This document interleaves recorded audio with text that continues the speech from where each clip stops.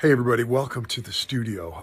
I'm here for a very special session today. I don't know if I can really tell you what it's about, but I do know that there's a lady back here. She's the only one sporting ginger hair. I don't know if you know this, but this is my special guest for this year's Kurt Bestor Christmas concert. And I'm telling you right now, ladies and gentlemen. Hey, guys, it's going to rock this year. You do not want to miss this. Wow. And I didn't tell her to say that. You didn't. This is Lisa Hopkins Sigmiller. Tony Award winning. And we'll talk more about that later. But anyway, this is the first time I've been able to announce it. So, ta-da, special guest. See you there. Bye.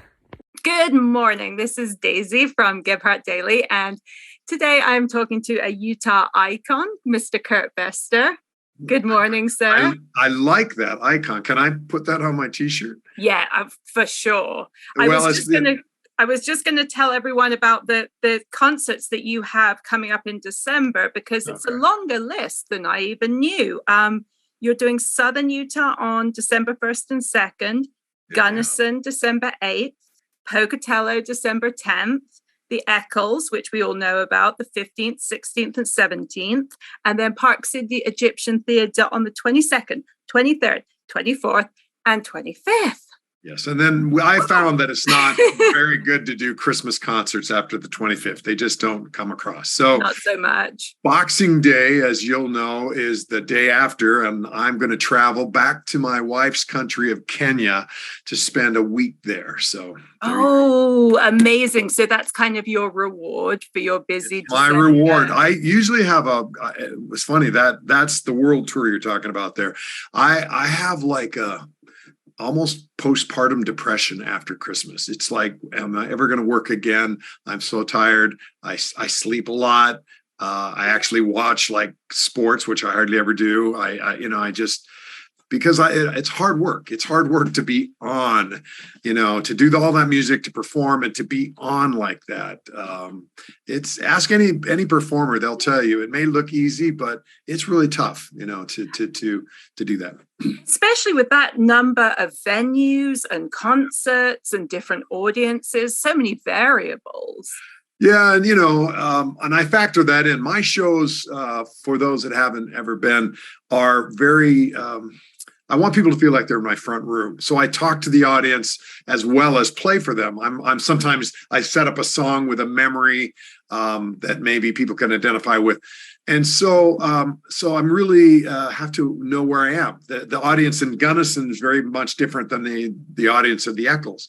And I have to kind of remember that. Some of the jokes don't go over as well. In fact, I have a funny story, if you don't mind me telling you. Please. I was down in St. George years ago, and I was doing a song off my very first Christmas album, Era's Christmas.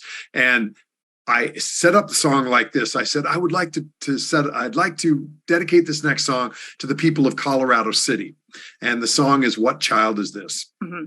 And it was a joke about polygamy, but so a lot of people laughed, but then the other half of the audience, it was like stone cold. Like they had like a group stroke or something. I didn't know what. I mean, it was weird. And so my manager came and said, Kurt, you just offended a bunch of people. And I said, what? What did I say? He said, what child is this? Oh, and then I said, oh, really? So he said, yeah, whole group of people, polygamists, come over from Hilldale and Colorado City to support the arts in St. George. And I guess I didn't see their hairdos or whatever. You didn't see the Utah claws. I do. Yes, that's right. The Utah claw. That's right. So tell me about the Christmas concerts this year. What's special about them? Well, so I think in order to understand my thinking, I kind of always kind of factor what's going on in the world. The last 35 years, every Christmas is a little different, especially the last few years. Of course, I had my very first Christmas album remote because of COVID 2 years ago. Last year we did a show, but it was, you had to be vaccinated and masked and different things. This year, I think we've taken another step forward. I hope we're healthy. And so I come to the show thinking, what is the theme? It's kind of a unity thing. I don't really want to know when I come into the hall and a curtain opens and I look at the audience. I don't want to know what side they're on. I don't want to know whether they're Republican or Democrat, whether they're the local religious persuasion or not, whether they're what, I don't want to know that. I just want to know that we're all here unified to celebrate a holiday that's lovely, that even people who don't really believe in religion still love Christmas. And that unifying is kind of really important right now, more important than it's ever been. And I think what I want people to forget. I want them to forget the other stuff that their social media is telling them to think about, and just say, wow, what a great memory I had after I heard that song. That took me back to when I was a boy, or that memory. I remember my grandma who just passed away. We used to go to her house for Christmas, or whatever. That's really it. So unity. It's not on the billboard, but it's in my mind. Who's your special guest this year? This year, I have a very special guest, Tony Award-winning singer, actually. Her name is Lisa Hopkins Sigmiller. I met her, I don't know if you remember, we did a Andrew Lloyd Webber show that was, I can't remember, Magic Space or whatever they call themselves. They produced. And it was a special show with the blessing of Andrew Lloyd Webber, who was part of putting the show together. I was the musical director, and she was one of the singers, and she just blew the audience away singing the Phantom songs. I was just going to say, did she sing Phantom? Oh, yeah. And when she hit that high note on that real high E, the audience were blown away. But more than that, she just is a real natural musician. So she is my very special guest. And I'm going to do a little scoop here for you. I have not announced this, but she's going to sing 3 songs, and she's my special guest. But I also have a few other guests that I just thought I want to do. So I'm going to do a little Ukrainian Christmas segment of the show. I've written an arrangement of Carol the Bells, which is a Ukrainian carol, and I coupled it with a song called Melodia, which is also a beautiful melody from the Ukraine. And I've invited 2 young sisters. Now I can't remember their name, so maybe we can post it or something. Okay, yeah. Anyway, they're 2 sisters, and they're going to play. One's at Juilliard, and one's on her way to Juilliard. They're like high school age, and it's a duet for two violins. They're going to be coming to the show. Then I also have that song is going to be followed by Prayer of the Children, which I'm kind of known for. Mm-hmm. But I don't sing that song. Well, I do once in a while, but I'm not going to. Instead, I'm having 2 young children that are one is 8, the other is 11, and they're going to come out and sing Prayer of the Children. And it's haunting when it's done that way, because these are the voice of the children singing a song about children who are victims of war and strife. So those 2 songs are going to be together, the Ukrainian Christmas followed by Prayer of the Children. And that's just going to be a little nugget in the concert where we get to stop and think about people less fortunate than we are in the Eccles. But I have one more. So I wrote a new arrangement of Adeste Fidelis, O Come All Ye Faithful, for 1 piano, 4 hands duet. I'm going to play the primo part, the top part, and I got Josh Wright, who's a very well-known professor of piano, award winner, groovy looking. He looks like he should be on the cover of GQ. He's going to join me, so I know he's probably got some fans out there. And so those are my special guests. That sounds completely amazing. Well, and look, I'm an arranger, I'm a composer. I need to rely on other people. Otherwise, I'm just a guy with a stack of music. And so really the whole concert, for those that have never been, it is my concert. And I'm playing piano, and I play flugelhorn, and I play harmonica and a few other things during the show. But really, my voice is heard by the oboe player. My voice is heard by the string section, my bass player, who's Carlitos Del Puerto, who's amazing. Everyone gets a chance to shine. And I think that's what I love about doing my show, is that I'm up there with my friends. We're making music, and they're playing what used to be in my head. Now the audience gets to hear it. So yeah, so that's, I need other people. I can't do this myself.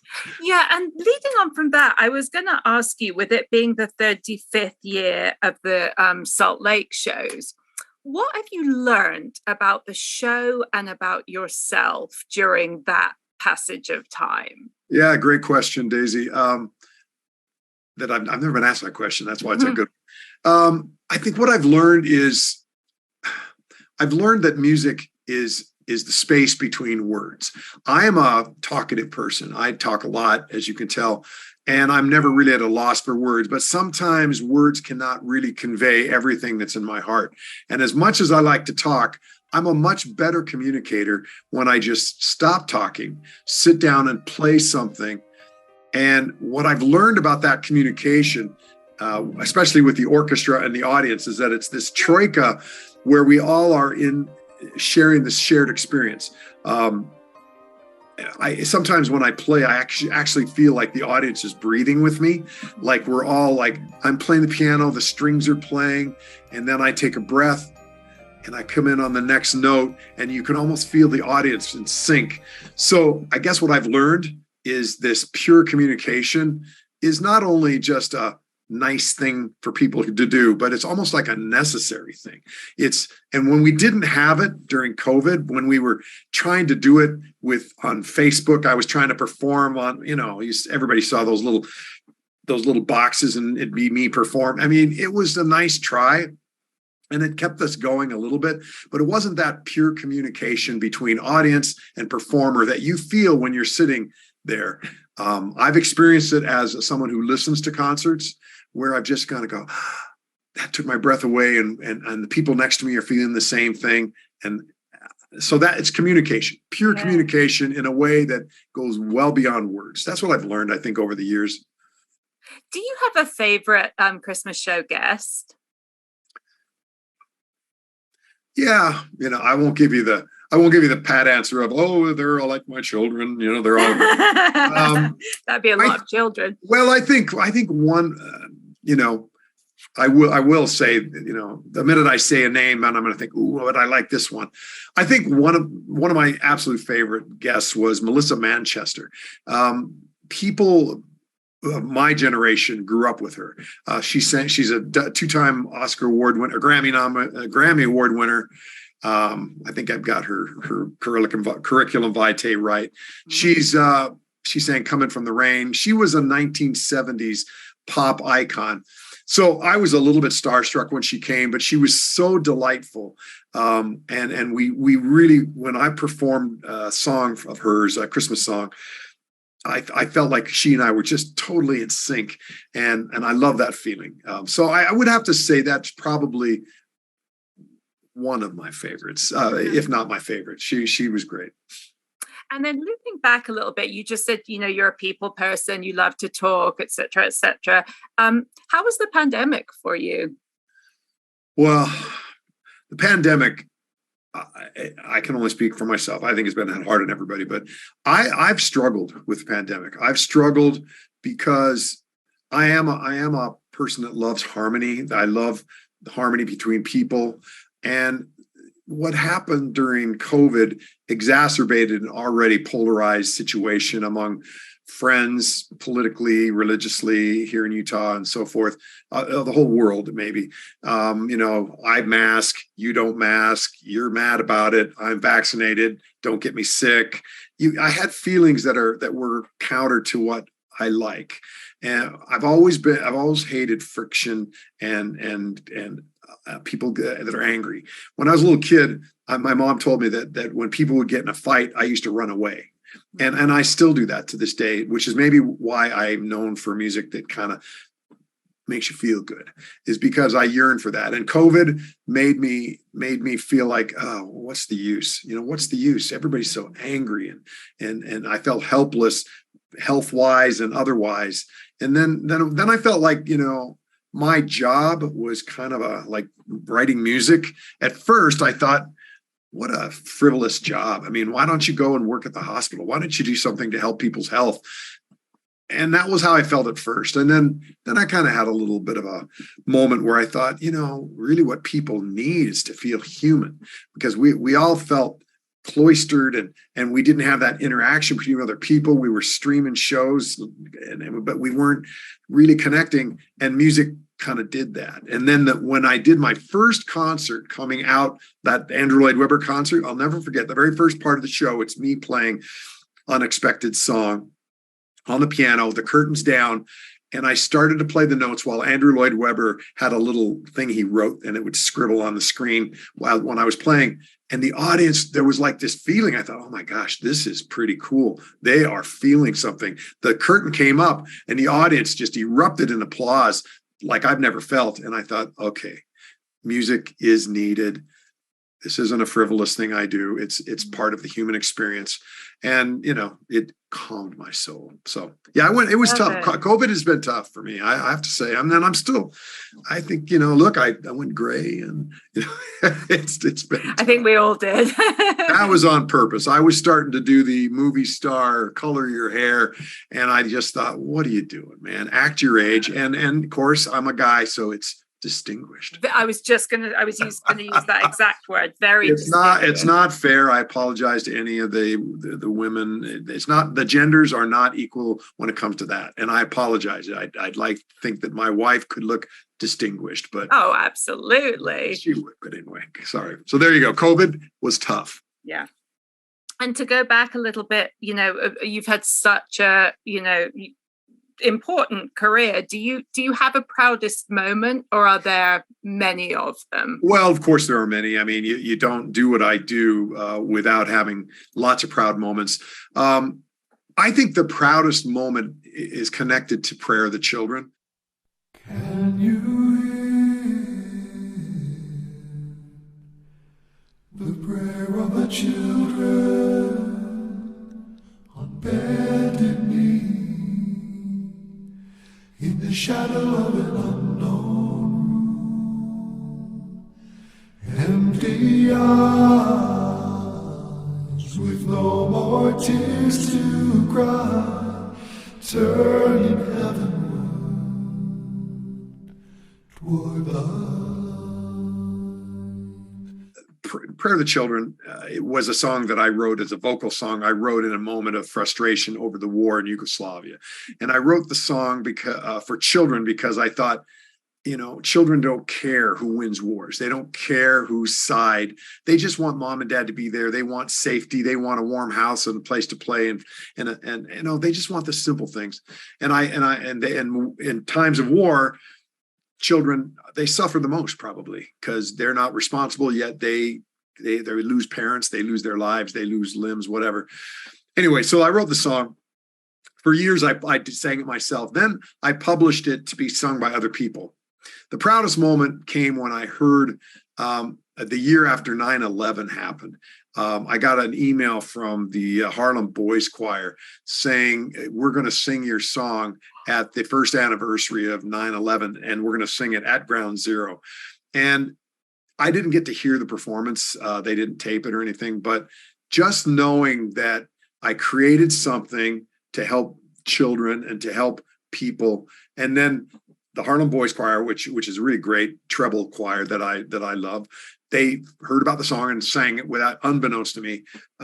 They let me know, but I thought that's the kind of the perfect thing. That's the perfect thing. I'm proud that I did something that, that had that effect. And of course, I'm not even talking about the big moments where composing music for 2 Olympic Games and all that stuff. That's what you would think I'd be proud of, and I am. But that moment I was not even a part of. But knowing that the song went out and did that, it's kind of weird. It's kind of like something in my brain came out of my brain, and somebody else took that brain matter and performed it. Mm-hmm. It's the closest thing to like a religious eternal life thing I can imagine. I mean, after I die, people will still be able to spin that thing that came out of my brain again and again. I mean, that's pretty interesting when you think about it. And it's worth saying as well that you went on your mission to Yugoslavia, right? So you actually had firsthand. I had firsthand, and that's kind of what spawned me to do it, because I had lived there for 2 years, like Mormon missionaries do, and I had learned to love the people of Serbia, Croatia, Bosnia, and now I was supposed to choose which side I wanted to win, and I said, no, I can't do that. I love everybody, and especially love the children. So yeah, that's where it came from, sure. So what's something about you that might surprise people? Is there like a genre of music that, like, do you love like death metal or anything like that? No, I actually not a big fan of Norwegian death metal. Although I can appreciate just about any music that is done organically, honestly, from the heart of whoever's performing it. I may not like a certain style, but I would say that if you were to look at my Spotify list, you would be a little shocked at how little music I listen to that is like me, whatever that is. I love choir music. I'm a big fan of there's a group actually performing tonight here in Utah called Voces 8 that I love. They're out of England. And I love that style of singing. I like world music, so I listen to Tuvan throat singers. I love the Bulgarian women voices that you could hear. And if nobody knows, if you don't know what I'm talking about, Google the Bulgarian women and you will be mesmerized by that type of singing. I like authentic bluegrass, Brother, Where Art Thou type of music. I love here's something nobody could probably, when I was growing up, my favorite kind of music was funk of the 70s. Oh yeah. I love funk. I loved Brothers Johnson. I love Sly and the Family Stone. I once listened to, thank you for letting me be myself again, that long title, the funkiest song ever written. I listened to that probably from Provo to St. George on repeat. It is so that's something surprising because you don't hear a lot of funk in my music. Although in my concert there'll be some funk. So I can get down with my bad self, but that's not my reputation. And just a couple of other questions. I wondered what else is on your bucket list, because I have a feeling that you might be one of those type of people that's like, you just keep going. Like there's lots more to say and do, I would guess. No, your guess is right. And I think that's not unusual among people who are creatives, musicians. I mean, just think of John Williams at 91. He's still scoring Raiders of the Lost Ark. I mean, look at the Rolling Stones. They're probably 90. No, they're not that old, but they're look at Paul McCartney. As a musician, you're always inquisitive and you're never satisfied. You always want to go a little further. What people on my musical bucket list, I have other bucket lists, but on my musical bucket list, I'm in the midst of doing one of them right now. I've always wanted to do a narrator and orchestra piece along the lines of Peter and the Wolf or Lincoln Portrait by Aaron Copland. Those are two very different narrator and orchestras, but where there's a narrator. So what I've done, I wish I could debut it or something, but you have to wait. It's a children's poem, long form poem that I've written. It's called Harmon E and the Missing Key. And it's about a little boy named Harmon. And he's in this town, and this town has no music. And the people are, there was a curse put on the town, and so they have no more music, and the birds don't sing, and nobody's happy. But the little boy finds this. Goes in a cave on his little boy adventure, and he finds this pile of things. He doesn't know what they are. Are they weapons of war? Are they tools for digging? Turns out they're instruments. And a gnome comes down from the tree and tells him, you found these instruments. Now go find the people to play them. And he does. And he goes around and he meets Penny P. Piper. He meets all these people that play the piccolo, the tuba. And so the whole thing is sketched out, and I've written music, or I'm writing music that follows along the story, so that when we hear Penny P. Piper, the flutes and the orchestra get to play. And so it is like Peter and the Wolf in that regard. And at the end of the thing, and it's not a big suspense, I can tell you this, how the story arc is. At the end, he hits all these people. He's come back. He tells the townspeople that I found the orchestra. We're going to have a concert. And they all the orchestra comes marching into town. And town people are all excited. They want to hear this orchestra, but it sounds cacophonous and non-rhythmic and it's awful. It's terrible. And they get mad at the Harmon, and they say, what have you done? This is terrible. And this little girl comes up and she says, and so he feels really bad. He goes, I'm a failure. She goes, no, here, there's one more instrument that left to play. And he goes, I don't play an instrument. And she says, oh, but here, I think it's just, he opens up this box like this. For this purpose. He opens up the box, and inside the box, you can see, is a baton. Oh. And so he takes the baton out of the box and just raises it up, and suddenly all the musicians play together. And that was the missing key. The music was inside of him and inside of all of us, if we only have ears to hear. So I've put together this rhyming children's story, and I'm going to premiere that hopefully with Utah Symphony or somebody willing to do it sooner than later. Watch this space. That sounds amazing. It's pretty fun. I mean, I think it'll be something fun for all.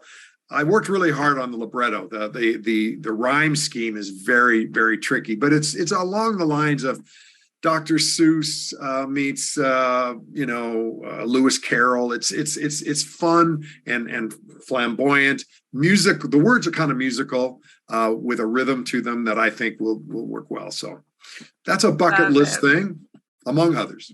And then just finally, so I asked a mutual friend of ours, Dave Evanoff. Oh, good old Dave. Yes. You. And one of the things he said that I should ask you is whether you remember the words to the Mayan restaurant song. Yeah, of course he'd bring that up.